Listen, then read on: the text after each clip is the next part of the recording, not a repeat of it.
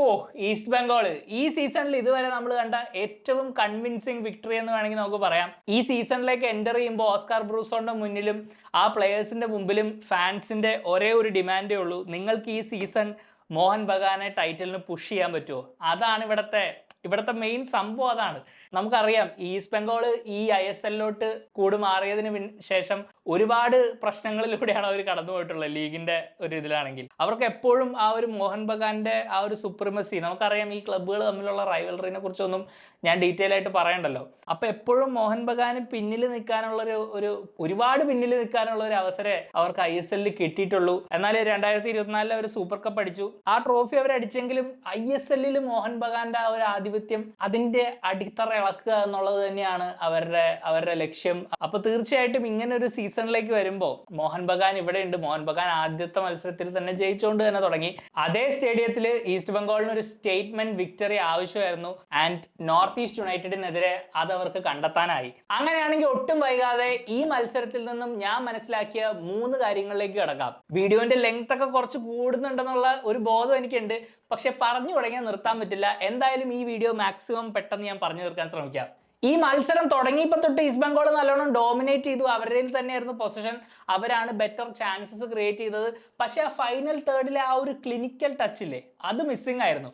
നമ്മൾ കുറേ ചാൻസസ് അവർ ക്രിയേറ്റ് ചെയ്യുന്നത് കണ്ടു. എന്നാലും എവിടെന്നാ ഗോൾ വരും, ആ ഒരു ബോൾ ആ വലയിൽ എത്തിക്കാൻ ഒരാളില്ലല്ലോ എന്നുള്ളൊരു അവസ്ഥയായിരുന്നു. ആൻഡ് ആ സ്റ്റേഡിയത്തിൽ ഉണ്ടായിരുന്ന ഓരോ ഫാൻസിനും അത് ഫീൽ ചെയ്തിട്ടുണ്ടാവും. ഇതിലും ക്ലോസ് ആയിട്ട് ഇപ്പം എങ്ങനെയാണ് നന്ദകുമാറിനൊക്കെ കിട്ടിയ ചാൻസ് നമ്മൾ കണ്ടിരുന്നു. റാഷിദ് പോസ്റ്റിൽ അടിച്ചു, ഒരു കിടിലൻ എഫേർട്ട് ലോങ് റേഞ്ച്. എന്നിട്ടും ഈസ്റ്റ് ബംഗാളിന് ലീഡ് എടുക്കാൻ കഴിഞ്ഞില്ലെന്ന് പറഞ്ഞപ്പോൾ ചില ഫാൻസ് എങ്കിലും വിചാരിച്ചിട്ടുണ്ടാവും ഇത് അങ്ങനത്തെ ഒരു ദിവസമാണ്, എത്ര നല്ലോണം കളിച്ചാലും നമുക്ക് ജയം കിട്ടില്ലേ. അങ്ങനെ വിചാരിച്ചിട്ടുണ്ടെങ്കിൽ അവരെ കുറ്റം പറയാൻ പറ്റില്ല. കാരണം ആ ഫസ്റ്റ് ഹാഫ് പെർഫോമൻസിന് ശേഷം എവിടെന്നാ ഗോൾ വരുമെന്ന് തന്നെയായിരുന്നു സംശയം. ആൻഡ് രണ്ടാം പകുതിയിൽ അവരുടെ പുതിയ സ്ട്രൈക്കറായ യൂസഫ് എസജാരി ഇരട്ട ഗോളുകളിലൂടെ ആ റിസൾട്ട് സീൽ ചെയ്തു. ശരിക്കും ഈ സ്ട്രൈക്കർ ക്ലബിലേക്ക് വന്നപ്പോൾ ആർക്കും അങ്ങനെ ഒരുപാട് പ്രതീക്ഷകളൊന്നും ഉണ്ടായിരുന്നില്ല. കാരണം എല്ലാവരും വിചാരിച്ചത് ഇന്ത്യൻ ഫുട്ബോളിന്റെ ഒരു അവസ്ഥയൊക്കെ വെച്ച് അങ്ങനത്തെ ഒരു സീസൺ, അതിലേക്ക് ഒരു സ്ട്രൈക്കർ വരുന്നു. ഇതിനു മുമ്പ് ഈസ്റ്റ് ബംഗാളിൽ ഉണ്ടായിരുന്ന ഫോറിൻ അറ്റാക്കിംഗ് പ്ലേയേഴ്സിന്റെ ഒരു റെപ്യൂട്ടേഷൻ ഒക്കെ ഉണ്ടല്ലോ, ആ റെപ്യൂട്ടേഷൻ ഒക്കെ വെച്ച് നോക്കുമ്പോൾ അത്രയും വലിയൊരു റെപ്യൂട്ടേഷൻ ഉള്ള ഒരു പ്ലെയർ അല്ലായിരുന്നു എസജാരി. സപ്ലൈ ചെയ്താൽ ഞാൻ ഗോൾ എന്ന് പുള്ളി ഇന്ന് വളരെ ക്ലിയർ ആയിട്ട് തെളിയിച്ചു. കാരണം ഒരു നമ്പർ 9ന്റെ പൊസിഷനിങ് എങ്ങനെയായിരിക്കണം, ആ 6 യാർഡ് ബോക്സിൽ ഒരു ചെറിയ യാർഡോ സ്പേസ് കണ്ടെത്തുക, കറക്റ്റ് ആയിട്ട് ഫിനിഷ് ചെയ്യുക. ആ 2 ഗോളുകളിലും ഭയങ്കര clever positioning, clever movement. Bipin സിംഗിന്റെ ആ ക്രോസ് നല്ലൊരു ക്രോസ് ആയിരുന്നു, മികച്ച ക്രോസ് ആയിരുന്നു. പക്ഷെ ആ ക്രോസിലേക്ക് കണക്ട് ചെയ്യാൻ വേണ്ടി ആ സെന്റർ ബാക്കുകളുടെ ഇടയിലേക്കുള്ള ആ ഒരു ചെറിയ റണ്ണ് മേക്ക് ചെയ്ത് അവിടെ ഒരു കറക്റ്റ് ഹെഡർ പ്ലാൻ ചെയ്ത് ലീഡ് നൽകുക എന്ന് പറഞ്ഞാൽ ഒരു ടിപ്പിക്കൽ നമ്പർ 9ന്റെ മൂവ്മെന്റ്. അതുപോലെ തന്നെ രണ്ടാമത്തെ ഗോള് എഡ്മണ്ടിന്റെ കോൺട്രിബ്യൂഷൻ നമ്മൾ എടുത്തു പറയണം. എഡ്മണ്ട് ബെഞ്ചിൽ നിന്ന് വന്നത്തേക്കും നന്ദകുമാറിന് പകരമാണ് വന്നത്. നന്ദകുമാർ ഞാൻ നേരത്തെ പറഞ്ഞ പോലെ ആ ഫൈനൽ തേർഡിൽ ആ ക്വാളിറ്റി പുള്ളിക്ക് കൊണ്ടുവരാൻ കഴിയുന്നില്ലായിരുന്നു. എഡ്മണ്ട് വന്നു, അവിടെ ഒരു മികച്ച ക്രോസ്, ആ ഒരു ബോൾ ആ ബൈലൈനിൽ കൊണ്ടുവച്ചിട്ട് സബാക്കോന്റെ ചെറിയൊരു കയ്യിൽ തട്ടിയാണ് പോയത്. പക്ഷെ എന്നാലും അവിടെ വെയിറ്റ് ചെയ്ത് അവിടെ പ്ലെയർ ഉണ്ട്, ആ പ്ലെയറിന് അവിടെ എത്താൻ, എസജാരിക്ക് ആ ഒരു പൊസിഷനിലേക്ക് എത്താനുള്ള സമയം എടുത്ത് എഡ്മണ്ട് കറക്റ്റ് ആ ബോൾ അവിടെ എത്തിച്ചു. അവിടെ എത്തിയപ്പോൾ പിന്നെ നമുക്ക് ഉറപ്പായിരുന്നു, കാരണം ആ 6 യാർഡ് ബോക്സിൽ നിന്ന് എന്തായാലും അത് വലയിലെത്തുന്നു. കാരണം അങ്ങനത്തെ ഒരു സ്ട്രൈക്കറാണ്. ശരിക്കും ആ പൊസിഷനിങ്, ആ ഒരു സപ്ലൈ കിട്ടിക്കഴിഞ്ഞാൽ ഗോൾ അടിക്കാൻ കഴിവുള്ള ഒരാളാണെന്ന് തന്നെ ഈ മത്സരത്തിലൂടെ എസജാരി തെളിയിച്ചു കഴിഞ്ഞു. ഈസ്റ്റ് ബംഗാളിനെ സംബന്ധിച്ചിടത്തോളം അത് ഭയങ്കര ഇമ്പോർട്ടന്റ് ആണ്. കാരണം അവർക്ക് ആ ഒരു ക്ലിനിക്കൽ നേച്ചർ ഇല്ലെങ്കിൽ ഒരിക്കലും മോഹൻ ബഗാനെ പുഷ് ചെയ്യാൻ പറ്റില്ല. കാരണം നമുക്കറിയാം മോഹൻ ബഗാന്റെ അറ്റാക്കിംഗ് തേർഡിലുള്ള ക്വാളിറ്റി,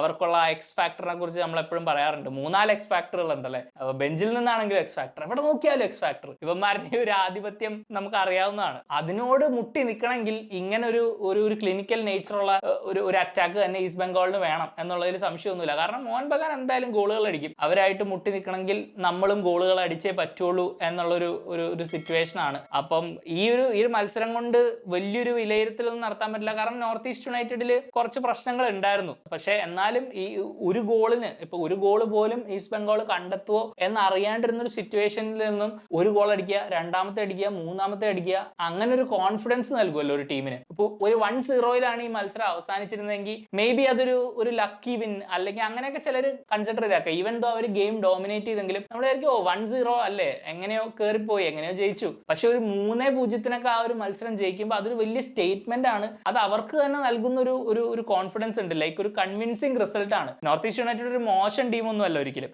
രണ്ട് വളരെ കീ പ്ലേയേഴ്സിനെ അവർക്ക് നഷ്ടമായിട്ടുണ്ട്, പക്ഷെ എന്നാലും ഒരു ഡീസന്റ് ടീം തന്നെയാണ് അവര്. പക്ഷെ അങ്ങനെ ഒരു മത്സരത്തിൽ ഇത്ര കൺവിൻസിംഗ് ആയിട്ട് ജയിക്കുക എന്ന് പറഞ്ഞാൽ അത് ഈ പ്ലേയേഴ്സിന് നൽകാൻ പോകുന്ന കോൺഫിഡൻസ് വളരെ കൂടുതൽ തന്നെയായിരിക്കും. അവർക്ക് കുറച്ച് ട്രിക്കി ആയിട്ടുള്ള മത്സരങ്ങൾ ഇനി വരാൻ കിടക്കുന്നുണ്ട്, പക്ഷെ എന്നാലും അടിപൊളി തുടക്കം എന്ന് തന്നെ പറയാം. തീർച്ചയായിട്ടും അവര് 3 പോയിന്റ് 100% ഡിസേർവ് ചെയ്യുന്ന ഒരു മത്സരമായിരുന്നു. ഇനിയിപ്പോ ഈസ്റ്റ് ബംഗാൾ ഫാൻസിന് എന്തായാലും അവരുടെ പ്രതീക്ഷകൾ ഉയർത്താം. കാരണം ഇതൊരു നോർമൽ സീസൺ അല്ല, ഇതൊരു 13 മത്സരങ്ങൾ മാത്രമുള്ള ഒരു ചെറിയ സീസൺ ആണ്. അപ്പൊ ആ സീസണിൽ പല ക്ലബുകൾക്കും അടിതെറ്റാനുള്ള സാധ്യതയുണ്ട്. ആൻഡ് ഇങ്ങനെ ഒരു തുടക്കം അവർക്ക് നല്ലോണം ക്യാപിറ്റലൈസ് ചെയ്യാനായാൽ അതുകൊണ്ട് തന്നെ അത് അവർക്കൊരു വലിയ അഡ്വാൻറ്റേജ് ആവാനുള്ള ചാൻസ് ഉണ്ട്. 3-4 വിന്നുകൾ ഓൺ ദ ട്രോട്ട് 3-4 വിന്നുകൾ ജയിക്കാൻ പറ്റിയാൽ അത് ബിൽഡ് ചെയ്യുന്ന ഒരു സ്പെഷ്യൽ ടൈപ്പ് ഓഫ് മൊമെന്റം ഉണ്ട്. ആ മൊമെന്റം ഭയങ്കര ക്രൂഷ്യൽ ആണ്. തീർച്ചയായിട്ടും ഇന്നത്തെ മത്സരത്തിലെ പെർഫോമൻസിന് ശേഷം ഓരോ ഈസ്റ്റ് ബംഗാൾ ഫാനും ഒരുപക്ഷെ ഉറച്ചു വിശ്വസിക്കുമായിരിക്കും ഈ സീസൺ നമുക്ക് എന്തെങ്കിലും ഒരു ചാൻസ് ഉണ്ട്. അവരെങ്ങനെ മോഹൻ ബഗാനെ നേരിടും, ആ ഒരു മത്സരത്തിൽ ഡർബിയിൽ അവരെങ്ങനെ കളിക്കും എന്നുള്ളതിനെ ഡിപ്പെൻഡ് ചെയ്തിരിക്കും. പക്ഷെ എന്നാലും ഒരു വളരെ പോസിറ്റീവ് ആയിട്ടുള്ള തുടക്കമാണിത്. ഈ ടീമിനും ഓസ്കാർ ബ്രൂസോണിനും ഈ ഒരു തുടക്കം ക്യാപിറ്റലൈസ് ചെയ്യാനായാൽ ഒരുപക്ഷെ ഈസ്റ്റ് ബംഗാളിന് ഒരു മെമ്മറബിൾ സീസൺ തന്നെ ആയിരിക്കും ഇത്. നോർത്ത് ഈസ്റ്റ് യുണൈറ്റഡിനെ കുറിച്ച് പറയുകയാണെങ്കിൽ നമുക്കറിയാം 2 വലിയ ഗ്യാപ്പുകളാണ് അവർക്ക് ഫില്ല് ചെയ്യാനുണ്ടായിരുന്നത്. അലദീൻ അജറൈ ലോണിന് പോയി, ബെമാമർ ചെന്നൈയിൽ ജോയിൻ ചെയ്തു. ഇതിൽ ഈ മത്സരത്തിൽ ശരിക്കും അവരെ ഹെർട്ട് ചെയ്തത് എനിക്ക് തോന്നുന്നത് ബെമാമറിന്റെ ആ ഒരു ആബ്സെൻസ് തന്നെയാണ്. കാരണം മിഡ്ഫീൽഡിൽ അങ്ങനെ ആ ഒരു സൈസിലുള്ള ഒരു ഹോള് ഉള്ള പോലെയാണ് എനിക്ക് ഫീൽ ചെയ്തത്. നിങ്ങൾ മത്സരം ശ്രദ്ധിച്ചെങ്കിൽ നിങ്ങൾക്ക് മനസ്സിലായേക്കാം, അവിടെ ആന്റി റോഡ്രിഗസ് ആണ് ആ ഒരു റോളിൽ, സിമിലർ റോളിൽ കളിച്ചത്. കാരണം പുള്ളി മാക്സിമം ഒരു ഡ്രോപ്പ് ബാക്ക് ഒക്കെ ചെയ്തൊരു തേർഡ് ഡിഫൻഡർ ആയിട്ട് ഓപ്പറേറ്റ് ചെയ്യാനുള്ള രീതിയിലൊക്കെ ശ്രമങ്ങളൊക്കെ നടത്തി. ബെമാമറിന്റെ ആ ഒരു ലെവൽ നമുക്കറിയാലോ, ഈ ടീമിൽ പുള്ളി എന്താണ് കൊണ്ടുവന്നതെന്നുള്ള കാര്യം നമുക്ക് വ്യക്തമായിട്ട് അറിയാം. അങ്ങനെ ഒരു പ്ലെയറിന്റെ ഗ്യാപ്പ് ഫില്ല് ചെയ്യണമെങ്കിൽ അതൊരു 1.5 മുതൽ തന്നെയായിരുന്നു. അപ്പം അങ്ങോട്ടൊരാൾ വരണമെങ്കിൽ അത്രയും ഭയങ്കര ഒരു പെർഫോമൻസ് ആയിരിക്കണം. അത് ഇന്ന് ആന്റി റോഡ്രിഗസിൽ നിന്ന് വന്നില്ല. കാരണം നമുക്കറിയാം മിഗേലൊക്കെ ഈസ്റ്റ് ബംഗാൾ മിഡ്ഫീൽഡിൽ നിന്ന് ആ റണ്ണ് മേക്ക് ചെയ്താണ് അവസാനത്തെ ഗോൾ അടിക്കുന്നത്. അപ്പൊ ആ റണ്ണ് നമുക്ക് ശ്രദ്ധിച്ചറിയാം. മിഡ്ഫീൽഡിൽ നിന്ന് അങ്ങനെ ഒരു റണ്ണ് മേക്ക് ചെയ്യുമ്പോൾ ശരിക്കും ആ DM തിരിഞ്ഞു ഓടുന്നുണ്ടായിരുന്നു, പക്ഷെ പിടിച്ചു നിർത്താൻ പറ്റിയില്ല, ആ റണ്ണ് ട്രാക്ക് ചെയ്യാൻ പറ്റിയില്ല എന്നുള്ളത് തന്നെയാണ്. ബെമാമർ ഉണ്ടെങ്കിൽ അവിടെ ഒരു പക്ഷേ ആ റണ്ണ് അങ്ങനെ സംഭവിക്കില്ല. അങ്ങനെ ഈസ്റ്റ് ബംഗാളിന്റെ മിഡ്ഫീൽഡിൽ നിന്ന് ഒരു മിഡ്ഫീൽഡറിന് അങ്ങനെ ഒരു റണ്ണ് മേക്ക് ചെയ്യാനുള്ള ഒരു അവസരം ബെമാമർ അവിടെ കൊടുക്കില്ല എന്നുള്ളതാണ് എനിക്ക് തോന്നിയത്. ഈസ്റ്റ് ബംഗാൾ എപ്പോഴും ആ പൊസിഷൻ ഡോമിനേറ്റ് ചെയ്തപ്പോഴും ആ പ്ലേ ബ്രേക്കപ്പ് ചെയ്യാനൊന്നും ആരും ഇല്ലായിരുന്നു ആ മിഡ്ഫീൽഡിൽ. ടാക്കിളുകൾ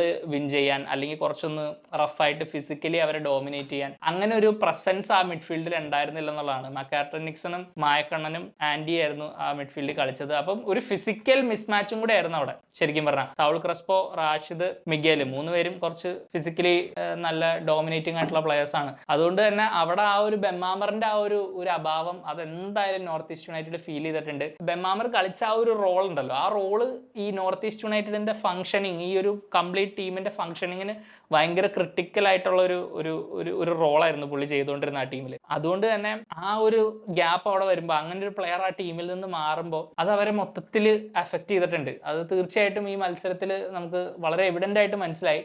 ഇനിയിപ്പം അടുത്ത കളി ചെന്നൈയിന്റെ കാണുമ്പോൾ നമുക്കറിയാം ബെമാമർ ഒബ്വിയസ്ലി കുറച്ച് പ്രായമായിട്ടുണ്ട്, പക്ഷെ എന്നാലും എന്തായിരിക്കും ഇമ്പാക്ട് എന്ന്. കാരണം അവിടെ ബെമാമർ കളിക്കാൻ പോകുന്നത് ഒരു നൊഗ്വേറയുടെയും ഇമ്രാൻ ഖാനൊക്കെ അതിന്റെ മുമ്പിൽ ഉണ്ടാവും. അപ്പൊ അങ്ങനത്തെ പ്ലേയേഴ്സിനൊക്കെ കുറച്ചും കൂടെ ഫ്രീഡം കിട്ടും ഈ ബെമാമറിന്റെ കൂടെ കളിക്കുമ്പോൾ. അപ്പൊ അവര് ഭയങ്കര ഒരു എക്സൈറ്റിംഗ് അറ്റാക്ക് ആവാനുള്ള സാധ്യതയുണ്ട് ചെന്നൈ. എന്തായാലും നോർത്ത് ഈസ്റ്റ് യുണൈറ്റഡിന് ഒരു വലിയ നഷ്ടം തന്നെയാണ് ബെമാമർ ആ മിഡ്ഫീൽഡിൽ ഇല്ലാത്തത്. അത് ഈ സീസൺ അവരെ ചിലപ്പോൾ ഒരുപാട് വലയ്ക്കാനുള്ള സാധ്യതയുണ്ട്. ഇനി ഞാൻ നോട്ടീസ് ചെയ്ത കാര്യം, ഈസ്റ്റ് ബംഗാൾ ശരിക്കും ഒരു പ്ലെയറിനെ അയാളുടെ ഫുൾ എബിലിറ്റിയിലേക്ക് ഉപയോഗിക്കുന്നുണ്ടോ ഇല്ലയോ എന്നുള്ളതാണ്.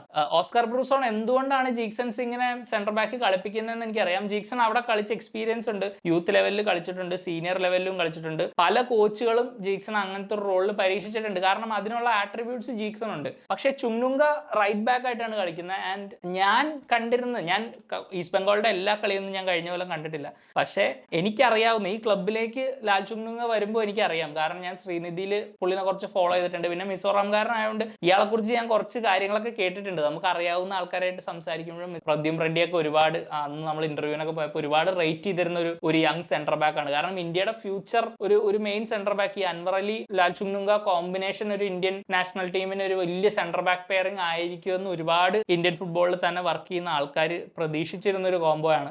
അപ്പൊ അങ്ങനെ ഒരു റൈറ്റ് ബാക്ക് പൊസിഷനിലേക്ക് ചുങ്നുങ്കേനെ ഇടുമ്പോൾ ചുങ്നുങ്ക റോള് കറക്റ്റ് ആയിട്ട് ചെയ്യുന്നുണ്ട്. ഇന്ന് പ്രശ്നങ്ങളൊന്നുമില്ല. പക്ഷെ അല്ലറ ചില്ലറ ഒരു സെന്റർ ബാക്ക് ടെൻഡൻസി പുള്ളിക്കുണ്ട്. ഒരു ഫ്രണ്ട് ഫുട്ടിൽ എപ്പോഴും കളിക്കാനുള്ള ശ്രമം, അതുപോലെ തന്നെ ചില സമയങ്ങളിൽ ഇത്തിരി സെൻട്രൽ പൊസിഷനുകളിലേക്ക് ടക്കിൻ ചെയ്യാറുണ്ട് കുറച്ച് അധികമായിട്ട്. ഇവിടെ സാമത്തേക്കൊക്കെ ഈ കളിയിൽ നിങ്ങൾ ശ്രദ്ധിച്ചറിയാം ഒരുപാട് സ്പേസ് കിട്ടിയിരുന്നു പല നിമിഷങ്ങളിലും. അതൊന്നും നോർത്ത് ഈസ്റ്റ് യുണൈറ്റഡിന് ക്യാപിറ്റലൈസ് ചെയ്യാൻ പറ്റിയില്ല. പക്ഷെ എന്നിരുന്നാലും ആ സൈഡിൽ കുറച്ചൊരു ഒരു ഇൻ ബിഹൈൻഡ് റണ്ണുകൾ മേക്ക് ചെയ്യാനുള്ള ഒരുപാട് ചാൻസ് നോർത്ത് ഈസ്റ്റിന് കിട്ടിയിരുന്നു. ഒരുപക്ഷെ അതൊരു നാച്ചുറൽ ഫുൾ ബാക്ക് അവിടെ ഉണ്ടെങ്കിൽ ചിലപ്പം ആ ചാൻസ് വരില്ലായിരിക്കാം. ചിലപ്പോൾ ഇതെന്റെ തോന്നൽ മാത്രമായിരിക്കും കേട്ടോ. ഞാൻ കളി കണ്ടപ്പോൾ നോട്ടീസ് ചെയ്തൊരു കാര്യമാണ്. നമുക്കറിയാം അൻവർ അലി ഈ കളിയിൽ സെക്കൻഡ് ഗോളിനാന്ന് തോന്നുന്നു എഡ്മണ്ടിന് ആ ബോൾ ഇട്ട് കൊടുക്കുന്നത് കുറച്ചൊന്ന് അഡ്വാൻസ് ചെയ്ത് ഒരു ലൈൻ ബ്രേക്കിംഗ് പാസ് കളിച്ചുകൊണ്ടാണ്. ഈ ചുങ്നുങ്കം അടിപൊളിയായിട്ട് ലൈൻ ബ്രേക്കിംഗ് പാസുകൾ കളിക്കാൻ കേപ്പബിലിറ്റി ഉള്ള ഒരു പ്ലെയർ ആണ്. ഈ മാച്ചിൽ തന്നെ ആക്ച്വലി ഫസ്റ്റ് ഹാഫിൽ ചുങ്നുങ്കയുടെ ഒരു പാസ് ഉണ്ടായിരുന്നു. എനിക്ക് തോന്നുന്നു എസജാരിയാന്ന് തോന്നുന്നു ഒരു ഷോട്ട് എടുത്ത്, അത് ടാർഗറ്റിലായിരുന്നില്ല. പക്ഷേ first Hafil I think east Bengal produce ചെയ്ത റാഷിദിന്റെ ആ ഷോട്ട് അല്ലാണ്ട് ഒരു ബെസ്റ്റ് ഷോട്ട് തന്നെയായിരുന്നു അത്. അപ്പം അങ്ങനത്തെ പാസുകൾ പുള്ളി ആക്ച്വലി ഇങ്ങനെ സെന്ററിലോട്ട് വന്നിട്ട് ഒരു സെന്റർ ബാക്ക് നിൽക്കുന്ന പൊസിഷനിൽ നിന്നാണ് ആ പാസ് കളിക്കുന്നത്. ഇനി സീസൺ മുന്നോട്ട് പോകുമ്പോൾ ഞാൻ പേഴ്സണലി പ്രിഫർ ചെയ്യുന്നത് കുറച്ചും കൂടെ ഈ പ്ലെയർ സെന്റർ ബാക്ക് കളിക്കണമെന്നാണ്. കാരണം ഇവർ രണ്ടുപേരും തമ്മിലുള്ള ഒരു കോംബോ വർക്ക് ചെയ്ത് ജിഗ്സൺ ഒരു മിഡ്ഫീൽഡിൽ കളിക്കുമ്പോഴത്തേക്കും അതൊരു കുറച്ചും കൂടെ ബെറ്റർ ഒരു കോമ്പിനേഷൻ ആണെന്ന് പേഴ്സണലി എനിക്ക് തോന്നിയിട്ടുണ്ട്. അപ്പം അതാണ് ആ ഒരു ചോയ്സ് ആണ്. ആ ചോയ്സ് ഓസ്കാർ ബ്രൂസോൺ എങ്ങനെ ഇനി കുറച്ചും കൂടെ ട്രിക്കി ആയിട്ടുള്ള വിങ്ങേഴ്സ് ഒക്കെ ഉള്ള ഒരു മത്സരത്തിൽ എങ്ങനെയായിരിക്കാം, ഒരുപക്ഷെ ഒരു മോഹൻ ബഗാനൊക്കെ ആയിട്ട് കളിക്കുകയാണെന്ന് വിചാരിക്കാം. അപ്പോൾ നമ്മൾ നേരത്തെ പറഞ്ഞ പോലെ റോബിനിയോ, റോബ്സൺ അങ്ങനത്തെ പ്ലെയർ ഉണ്ട് അവിടെ, അതുപോലെ ലിസ്റ്റൺ ഉണ്ട്. അപ്പം ഈ പ്ലെയേഴ്സിനൊക്കെ എതിരെ ചുങ്നുങ്ക എങ്ങനെയായിരിക്കും ഡീൽ ചെയ്യുന്നതെന്ന് എനിക്കറിയില്ല. ബിക്കോസ് ചുങ്നുങ്കയ്ക്ക് നമുക്കറിയാം കുറച്ചൊരു ഡിസിപ്ലിനറി ഇഷ്യൂ ഉണ്ട് അല്ലെ, കുറച്ച് റഫായിട്ട് കളിക്കുന്ന ഒരു പ്ലെയർ ആണ്. അതുകൊണ്ട് തന്നെ ഇങ്ങനത്തെ ഈ പ്ലെയേഴ്സ് ഒക്കെ ആയിട്ട് ഈ ലിസ്റ്റൺ, റോബ്സൺ അങ്ങനത്തെ ട്രിക്കി ആയിട്ടുള്ള വിങ്ങേഴ്സ് ഒക്കെ ആയിട്ട് കളിക്കുമ്പോൾ അത് ചിലപ്പം മിസ്റ്റേക്കുകൾ വരാനും ചിലപ്പോൾ മിസ് ടൈംഡ് ടാക്കിളുകൾ അങ്ങനത്തെ പ്രശ്നങ്ങൾ ഒക്കെ വരാനുള്ള സാധ്യതകൾ കൂടുതലാണ്. മേ ബി ഇതൊരു depending on opposition Oscar Bruzon choose ചെയ്യാൻ പോകുന്ന ഒരു ഡിസിഷൻ ആയിരിക്കാം. കാരണം അങ്ങനെ ഒരു വിങ്ങറിനെയൊക്കെ ഫേസ് ചെയ്യുമ്പോൾ ചിലപ്പോൾ കുറച്ചും കൂടി ഒരു നാച്ചുറൽ ഫുൾ ബാക്കിനെ ആയിരിക്കാം പ്രിഫർ ചെയ്യുന്നത്. വീഡിയോ കഴിഞ്ഞു. അതാണ് ഈ മത്സരത്തെ കുറിച്ച് നിങ്ങൾക്ക് എന്താണ് തോന്നിയത്? ഈസ്റ്റ് ബംഗാളിന് ആക്ച്വലി ഈ സീസൺ ടൈറ്റിലിന് പുഷ് ചെയ്യാൻ പറ്റുമോ? അതാണ് എനിക്ക് അറിയേണ്ടത്. അതാണ് നിങ്ങളിൽ നിന്ന് അറിയേണ്ടത്. കാരണം നിങ്ങൾ ഇന്നത്തെ ആ ഒരു പെർഫോമൻസ് കണ്ടിട്ട് നിങ്ങൾക്ക് എന്താണ് തോന്നിയത്? അവര് ഈ സീസൺ എവിടെ ഫിനിഷ് ചെയ്യാനുള്ള ചാൻസ് ഉണ്ട്? മോഹൻ ബഗാനെ പുഷ് ചെയ്യാൻ പറ്റുമോ? ലൈക്ക് അതാണല്ലോ നമുക്ക് അറിയണ്ടേ. ഈസ്റ്റ് ബംഗാൾ ഫാൻസിനാണെങ്കിലും അത് തന്നെയാണ് അറിയേണ്ടത്. കാരണം അതാണ് ആ ബെഞ്ച് മാർക്ക്. ഏത് ടീമിനും ഒരു ബെഞ്ച് മാർക്ക് മോഹൻ ബഗാനാണ്. അവിടെ എത്താൻ പറ്റുമോ എന്നുള്ളൊരു ഒരു പരിശ്രമത്തിലാണ് ബാക്കിയുള്ളവർ, ബംഗളൂരു എഫ് സി ഗോവ, ഇപ്പൊ ഈസ്റ്റ് ബംഗാൾ. എന്തായാലും വീഡിയോ ഇഷ്ടപ്പെട്ടെങ്കിൽ ലൈക്ക് ചെയ്യുക, ഷെയർ ചെയ്യുക, സബ്സ്ക്രൈബ് ചെയ്യുക. പുതിയൊരു വീഡിയോ ആയിട്ട് വീണ്ടും വരാം. അതുവരേക്കും you take care. Bye for now.